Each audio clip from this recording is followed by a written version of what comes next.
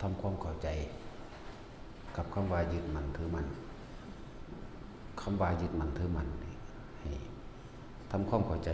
ในความรู้สึกของเจ้าของเองเด้อยึดมั่นถือมั่นก็คือความเสพติดความยึดติดความพอใจในอารมณ์แห่งความรู้สึกของตัวเองยึดมั่นถือมั่นพอใจเสพติดกับรูปคำว่ารูปนั่นคือรูปร่างลักษณะท่าทางของบุคคลนั้นสัตว์นั้นสิ่งของนั้นบ้านเรือนนั้นนี่พอใจรูปร่างลักษณะท่าทางแบบนั้นนี่เราเอิ้นว่ายึดมั่นถือมั่นในรูปในรสคำว่ารสนี่บ่แม่นเพียงแต่แค่ว่าเป็นแค่รสชาติอาหารเด้รสแห่งความสัมผัสทั้งตาทั้งหูจมูกทั้งลิ้นทั้งกายรสแห่งอารมณ์ความยินดีความพอใจเรียกว่ารสชาติชีวิตหรือรสต่างๆที่อารมณ์เฮาเสพติดอยากได้รูปจะได้รสกลิ่นก็เหมือนกันคำว่ากลิ่นเนี่ยสัพพะกลิ่นทั้งหลายที่เฮ็ดให้เฮาพึงพอใจเดี๋ยวเสพติดกลิ่นพอใจกับกลิ่นแบบนี้บ่ได้แม่นแค่ว่ากลิ่นหอมแบบลักษณะดอกไม้กลิ่นดินกลิ่นไม้ต่างๆหรือกลิ่นดอกไม้กลิ่นคนกลิ่นสัตว์พวกนี้เรียกว่าเสพติดเรียกว่ายึดมั่นถือมั่นรูปรสกลิ่นเสียงก็เหมือนกันเฮาเสพติดเฮาพอใจอารมณ์ความพอใจในเสียงเฮาต้องการเสียงไพเราะเพราะพริ้งบ่แม่นแค่ว่าสิเป็นเสียงเพลงหรือเสียงคำเว้าคำจาคำพูดนำเสียงของคนนั้นๆอย่างเดียวเสียงยังก็ได้ที่เฮ็ดให้เลยเฮานั้นไม่กลัวไม่หวาดหวั่นครั่นคร้ามคือเฮาย่านเสียงหมาหอนย่านเสียงอย่างต่างๆอันนั้นคือความเสพติดมันบ่พอใจมันเลยจะผลักไสออกพอใจเฉพาะเสียงที่ดีๆเสียงคนเว้าคนนี่เว้านำเสียงลูกคอบาดลึกเนาะบางทีก็ว่าอย่างอื่นว่าเสพติดรูปรสกลิ่นเสียงและสัมผัสทางกายความสัมผัสทางกายก็บ่แม่นแค่ว่าในผัวในเมียเลยความอ่อนนุ่มแข็งกระด้างอย่างพวกนี้สัมผัสทางกายโดยรูปลักษณะท่าทางของคนผู้นั้นสัตว์นั้นสิ่งของนั้นนี่เรียกว่าเสพติดคือเฮาบ่เข้าใจคำว่าอนิจจังคือความบ่จีรังจะยืนความบ่เที่ยงแท้แน่นอนความบ่เป็นไปได้ดังใจเฮาบ่เข้าใจให้บ่เข้าถึงคำว่าอนิจจังกับอนัตตาเฮาจึงเป็นทุกข์เพราะว่าความแสวงหาที่เฮาแสวงหานี่มายึดเอาไว้ถือเอาไว้เสพติดไว้ในอารมณ์นี่เองและร่วมตรงที่ว่าความยินดีความพอใจเว้าศัพท์ภาษาบาลีเพิ่นว่าราคะนี่แปลว่าความยินดีความพอใจในรูปในรสในกลิ่นในเสียงสัมผัสต่างๆก็ร่วมแล้วเอิ้นว่าความยินดีพอใจร่วมเอิ้นว่าใจก็ว่าเอิ้นว่าความรู้สึกนี่แหละใจก็ดีความรู้สึกที่เฮาพอใจเฉพาะสิ่งที่เฮาพอใจสิ่งที่เฮาบ่พอใจนั่นเฮาจึงพยายามผลักไสออกขับออกบ่ยินดีอยากให้หนีบ่อยากอยู่ใกล้เพราะว่าเฮาบ่พอใจนั่นแหละพวกเฮาจึงดิ้นรนแสวงหาราคะเรายินดีพอใจในรูปในรสในกลิ่นในเสียงจึงได้เฉพาะแบบนี้อย่างอื่นบ่เอาบ่อยากได้เอาเฉพาะแบบนี้จึงดิ้นรนจึงแสวงหาต่างๆแล้วก็จึงมีการแข่งแย่งแข่งขันชิงขาล้างทำลายเมื่อมีราคะแล้วความยินดีพอใจในรูปรสกลิ่นเสียงถ้าบ่เป็นไปดังใจบ่เป็นไปตามความพอใจโทสะคือความบ่พอใจนั่นแหละจึงเกิดในรูปบ่ได้แบบนี้โมโหให้เขารสนี้กลิ่นนี้เสียงนี้บ่โมโหนั่นแหละเอิ้นว่าเสพติดเอิ้นว่ายึดมั่นถือมั่นอารมณ์มันบ่ได้ดังที่อารมณ์พอใจมันเลยต้องผลักไสอันอื่นบ่ให้เห็นผลักไสในรูปในรสในกลิ่นในเสียงผลักไสรูปร่างลักษณะท่าทางบุคคลสัตว์สิ่งของที่เฮาบ่พอใจนั่นเอง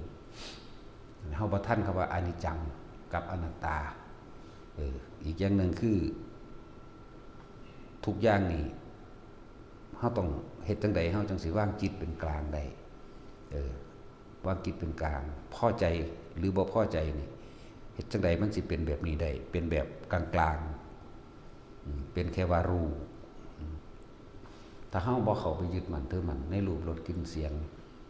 ในความยินดีความพอใจนั่นน่ะเฮาก็สิแค่อันนี้ควรอันนี้ไม่ควรเท่านั้นเด้บัดอันนี้ควรอันนี้บ่ควรอันนี้เป็นโทษอันนี้เป็นประโยชน์อันใดที่เป็นประโยชน์ก็สร้างไปอันใดเป็นโทษเฮาก็หาวิธีประสานสมานมิตรเพื่อให้สงบระงับลงหรือให้บ่ให้เฮ็ดต่อนั่นแหละโดยรูปรสกลิ่นเสียงที่เฮาความเข้าใจแล้วเพิ่นจึงมีการฝึกหัดปฏิบัติเพื่อให้เห็นอารมณ์ตนเองนี่เองจึงมีค่าสมถะสมาธิหรือฌานสมาธิอย่างต่างๆเพื่อให้เฮาบ่ไหลไปตามความเคยชินอันเก่าความเคยชินอันเก่าว่าถ้าเฮาเห็นคนผู้หญิงผู้ชายก็สร้างในรูปในรสในกลิ่นในเสียงของคนบ่นั้นแต่คนที่เฮาพอใจพอใจผู้นี้งามเนาะผู้นี้ขี้ร้ายเนาะมันสิชินกับการกับตาที่เห็นรูปลักษณะท่าทางคนสัตว์สิ่งของชินกับหูก็ได้ยินเสียงแบบนั้นนี่ตาหูจมูกลิ้นกายนี่มันได้ยินมันได้ฟังแบบนั้นแบบนี้แล้วมันสิมีความพอใจหรือบ่พอใจเกิดขึ้นจึงมีการทำสมาธิเพื่อให้เรียกว่ายับยั้งตัวเองไว้ก่อนจิตตั้งมั่นคือให้อยู่ในความรู้สึกของสักก่อนว่าฌานมั่งสมาธิมั่งภาวนามั่งเพื่อให้เกิดความรู้สึกขึ้นแก่ตนเองอย่าเพิ่งคิดนึกปรุงแต่งไปกับรูปรสกลิ่นเสียงไปกับสิ่งที่เฮาเห็นสิ่งที่เฮาได้ยินเพิ่นยับยั้งชั่งใจไว้ก่อนแล้วมีความมีวิธีปฏิบัติว่าบางที่เขาเรื่องฌาน1 2 3 4เรื่องสมาธิเพื่อให้เกิดจิตตั้งมั่นบ่หวั่นไหวที่ไหนได้ก็คือว่าการเฝ้าสังเกตความคิดตัวเองตัวนี้เฮาสิคิดไปทางดีหมายถึงพอใจบ่ดีหมายถึงบ่พอใจแต่ว่าสิ่งที่เป็นอุเบกขาหรือกลางๆอยู่บ่ค่อยเห็นถึงมีการทำสมาธิทั้งหลายสมาธิก็ยังมีหลายแบบฌานก็มีตั้งหลายแบบก็ว่าไปและแนวทางปฏิบัติกรรมฐานก็มีหลายแบบ40แบบ40อย่างก็ว่าไปที่นี่ถ้าเฮาเข้าใจเพื่อ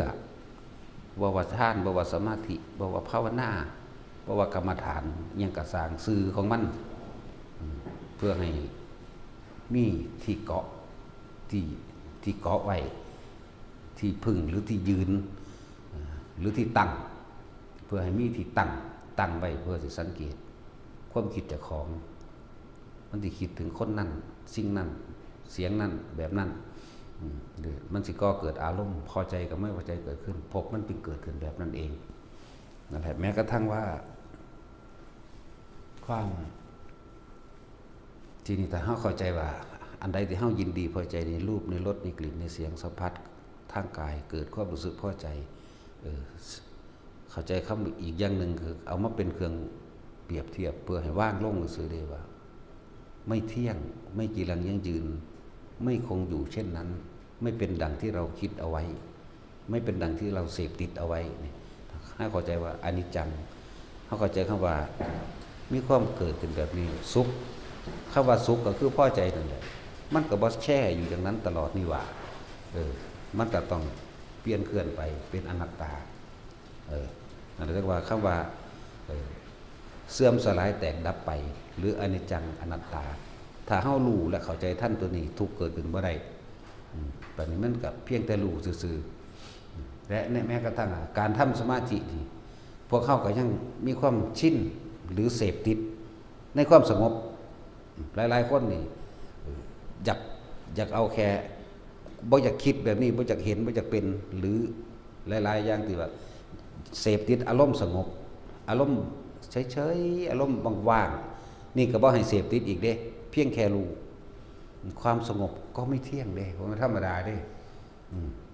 แม้สิไปว่าหยังกับรูปรสกลิ่นเสียงบุคคลสัตว์สิ่งของทั้งหลายมันก็หาความจริงลั่งอย่างยืนเทียงแท้แน่นอนบ่ได้มีความเกิดขึ้นเป็นธรรมดาจากเด็กน้อยไปหาผู้ใหญ่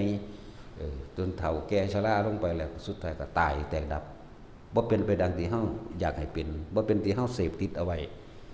บ่มีผู้ใดอยากเฒ่านี่เสพติดร่างกายตัวเองคือไม่อยากแก่บ่ยอมรับตัวเองบ่ยอมรับในความแก่ชราบ่ยอมรับในความเจ็บป่วยนั่นแหละเพราะว่าเฮาบ่เข้าถึงธรรมชาติที่มันเป็นของมันแบบนั้นสิ่งใดสิ่งหนึ่งเกิดขึ้นเป็นธรรมดาสิ่งนั้นก็ต้องแตกดับเป็นธรรมดาตายเป็นธรรมดาเสื่อมสลายเป็นธรรมดาเฮาบ่เข้าใจเฮาบ่เข้าถึงบางที่ก็เข้าใจอยู่แต่ว่าเฮาบ่ยอมรับคำว่ายอมรับนี่ต้องวางได้นะวางได้คือญาติเฮาตายบุคคลที่รักตายจริงๆถ้าเฮาวางได้แล้วเฮาเข้าใจทั้งเข้าใจทั้งเข้าถึงทั้งยอมรับแล้วก็คลายออกได้ความเสียใจหรือความดีใจบ่เกิดพอเฮาเข้าถึงตัวนี้แล้วมันสบายๆคือว่ามันรู้ว่ามันเป็นของมันแบบนั้นสัตว์ทั้งหลายเกิดแล้วก็ต้องเป็นแบบนี้สิ่งทั้งปวงที่มีมาแล้วก็ต้องเสื่อมสลายเป็นแบบนี้เป็นธรรมดานี่คือความรู้แจ้งในคำว่าปัญญาเนี่ยเพิ่นว่าความรอบรู้ตามความเป็นจริงในสิ่งทั้งหลายทั้งปวงคือได้กองสังขารเพิ่นว่าเพิ่นแปลเป็นบาลีว่าปัญญานี่ความรอบรู้ในกองสังขารจริงความรอบรู้และรู้แจ้งในสิ่งทั้งหลายทั้งปวงว่าสิ่งใดสิ่งหนึ่งเกิดขึ้นเป็นธรรมดาความนั้นก็ต้องเสื่อมสลายและแตกดับเป็นธรรมดาบ่มีอีหยังที่เป็นไปดังที่เราคิดเอาไว้เข้าถึงตรงนี้ว่างลงตรงนี้มันก็สบายกับบ่ทุกข์เพราะเฮาเข้าถึงอนิจจังอนัตตาของทุกสรรพสิ่งสรรพสัตว์สรรพบุคคลที่เฮารู้จักทุกคนที่เฮารู้จักทุกสรรพสิ่งต้นไม้ภูเขาทุกอย่างเลือกสวนเลยหน้าสัตว์เลี้ยงหมดนี้เนาะเข้าใจมันเข้าใจว่าธรรมชาติก็เป็นแบบนี้บ่เป็นอย่างอื่นสิ่งทั้งหลายมันเกิดขึ้นแล้วบ่เป็นอื่นเด้มีแต่เป็นเกิดความเสื่อมสลายและทำลายแตกดับเปื่อยเน่าตายเป็นธรรมดาเข้าใจให้ว่างตรงนี้แม้กระทั่งการทำสมาธิเหมือนกันบัดนี้เด้อสงบก็รู้บ่สงบก็รู้ฉะนั้นการปฏิบัติทั้งเบิดนี่บ่ให้ไปยึดมั่นถือมั่นในลักษณะท่าทางหรือคือรูปแบบอย่ายึดติดแม่รูปแบบแต่ให้เป็นผู้มีสติรู้ท่านซื่อๆบ่ให้ยึดติดในรูปแบบแม้กระทั่งความสงบก็บ่ให้ติดเด้สงบก็ไม่เที่ยงไม่สงบก็ไม่เที่ยงถ้าเฮาไปยึดในความสงบต้องอย่างนี้เท่านั้นนั่นเป็นทุกข์ทันทีเลยนี่เอิ้นว่าเสพติดหรือยึดมั่นถือมั่นว่าต้องอย่างนี้อย่างอื่นไม่ใช่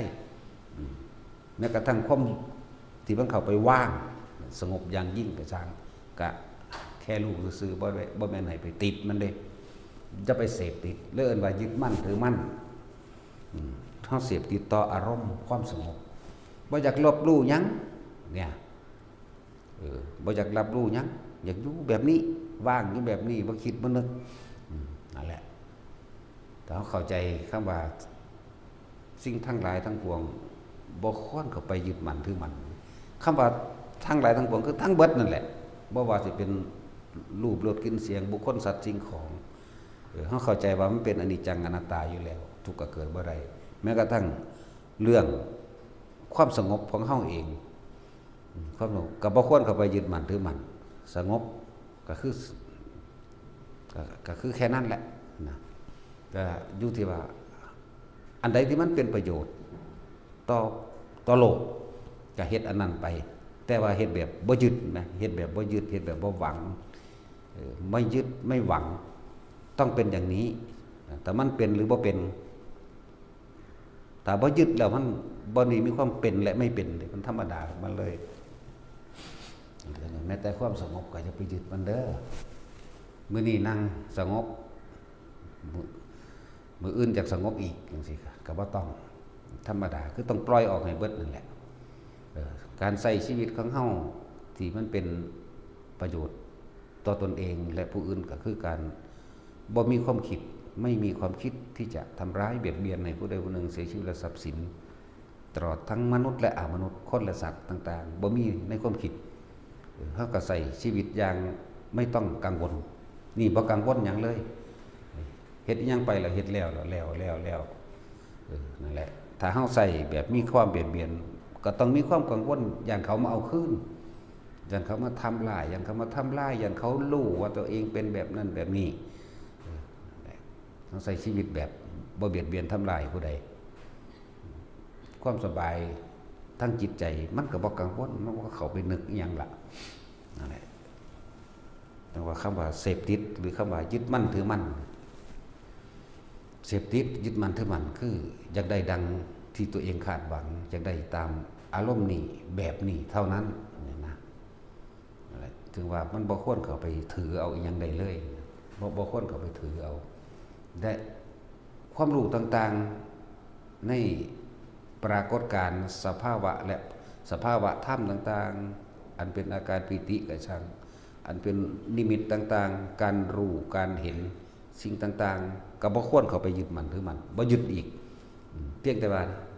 นำมาแก่นำมาพูดเพื่อให้คลายใจเพื่อให้โล่งใจเพื่อให้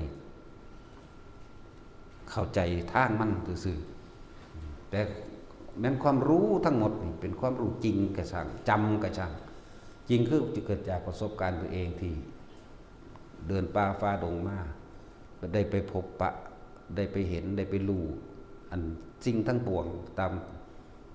มป่าตามดงตามน้ำตามหนองบ่ว่าภายนอกและภายในก็คือนิมิตต่างๆปรากฏการณ์ต่างๆที่มันเกิดขึ้นบ่ว่าจะเป็นอารมณ์ใดๆก็ช่างหรืออาการปิติใดๆก็ตามชาติใดก็สร้างรู้เห็นหยังก็ตามแม้กระทั่งเห็นพระพุทธเจ้าก็ตามบ่ควรเข้าไปยึดมันถือมันแต่นำเอามาไว้ได้เว้าได้แต่ก็บ่ยืนยันบ่ตัดสินไผอีกถามว่าเห็นบ่พระเจ้าเห็นแต่บ่ยืนยันตัดสินกับไผมันเป็นเฉพาะอันนี้จึงว่าบ่ควรเข้าไปยึดมันถือมันสิเฮ็ดให้เกิดพอผู้ฟังแล้วปุ๊บนี่อยากได้แบบนั้นอยากเป็นแบบนั้นมันยังกระสร้างบ่ต้องได้บ่ต้องเป็นเห็นรู้ยังกระสร้างคลายออกที่มีเบิดมันก็แค่นั้นแหละจุดหมายคือว่างให้เบิดนั่นเองอันได้เป็นประโยชน์แต่ละมื้อแต่ละเว้นก็คืออยู่ในปัจจุบันใส่เวลาในปัจจุบันให้เป็นประโยชน์ที่สุดเหมือนกันกับมีชีวิตเพียงแค่รอวันตายแต่ว่าจุดหมายบ่มีจุดหมายไผสิได้ดีหรือบ่ได้ดีในแนะนำคำสอนในการกระทำของเฮาเองอันเป็นรูปธรรมหยังก็แล้วแต่นั่นขึ้นอยู่กับเขาแสวงหาประโยชน์อีกอย่างหนึ่งเฮาบ่อาจสามารถที่สิไปเอาความบริสุทธิ์ใจบริสุทธิ์เอาสิ่งที่เฮารู้เอาสิ่งที่เฮาเห็นเข้าไปถอดเข้าไปยัดใส่ความรู้สึกของเขาได้เขาทั้งหลายเหล่านั้นต้องเฮ็ดเองทำเองตอนนั้นเฮาแต่เป็นเพียงผู้แนะนำโดยบางอย่างก็อาศัยปริยัติหมายถึงหลักสูตรการเรียนต่างๆในไตรปิฎกออกมาบอกเพื่อเกิดแนวทางบางที่ก็เอาประสบการณ์ตนเองมาพูดให้ฟังเพื่อเกิดแนวทางซื่อๆเด้แต่ทั้งเบิดนี่บ่ยึดจักอย่างนั่นแหละจุดหมายคำว่าปล่อยวางนี่เอาตัวใดว่าเป็นเครื่องวัดตนเองเอาอารมณ์ถ้าสะเทือนอารมณ์มีความบ่พอใจปุ๊บนั่นแสดงว่ามันยังไปยึดดีหรือยึดความพอใจหรืออยากให้คนนี้เป็นดังที่ตนเองพูดคนหนึ่งต้องอย่างนี้เท่านั้นอย่างอื่นไม่จริงมึงพูดผิดต้องอย่างนี้จังจะถูกสิก็บ่มีอีกแค่เป็นธรรมดาคือจังเฮาแสดงความคิดเห็นซึ่งกันและกันถ้าความคิดเห็นมันต่างเลยมันก็แค่นั้น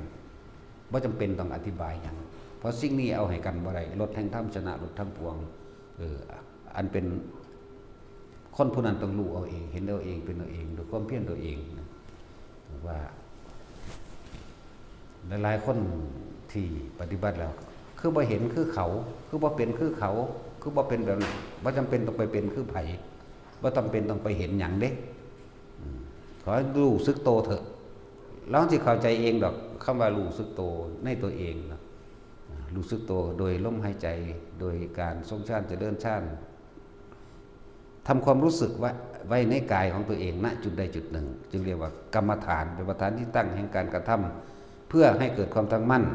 คือสมาธิแปลว่าจิตตั้งมั่นคือทำความรู้สึกให้ตั้งมั่นอยู่เนี่ยเฮาตั้งมันเอาไว้กลางหน้าผากเฮาแม้มันจะเคลื่อนไปตรงกลางหัวก็ให้รู้สึกตัวตรงกลางหัวมันจะเคลื่อนลงมากลางอกมันจะเคลื่อนไปตรงไหนก็ได้ขอให้อยู่ในความรู้สึกตรงนี้เอาไว้เพื่ออย่างเพื่อจะสังเกตความคิดความคิดมันมักจะไหลไปเมื่อไหร่คิดแล้วมีอารมณ์เกิดขึ้นกับสิ่งที่คิดถึงกับสิ่งที่ผุดขึ้นนั่นแหละพบเกิดแต่ที่นี่เมื่อไหร่คิดก็ช่างมันแต่ความรู้สึกตัวยังอยู่ในกายพบเกิดขึ้นไม่ได้ดับมันก็แค่นั้นเองนี่มันจะดับก็คือดับอารมณ์นั่นแหละความรู้สึกเกิดบ่ได้พบก็เลยดับเมื่ออารมณ์บ่เกิดพบก็บ่เกิดได้คือกันชาติชรามรณะคือความตายเป็นในภายภาคหน้ามีมาจากไสจังว่าเฮ็ดไปนี่แหละได้กายช่างบ่ได้กายช่างให้ทุกคนค่อยๆเฮ็ดไปนั่นแหละคอยเฮ็ดไปความสงบก็บ่ให้ยึด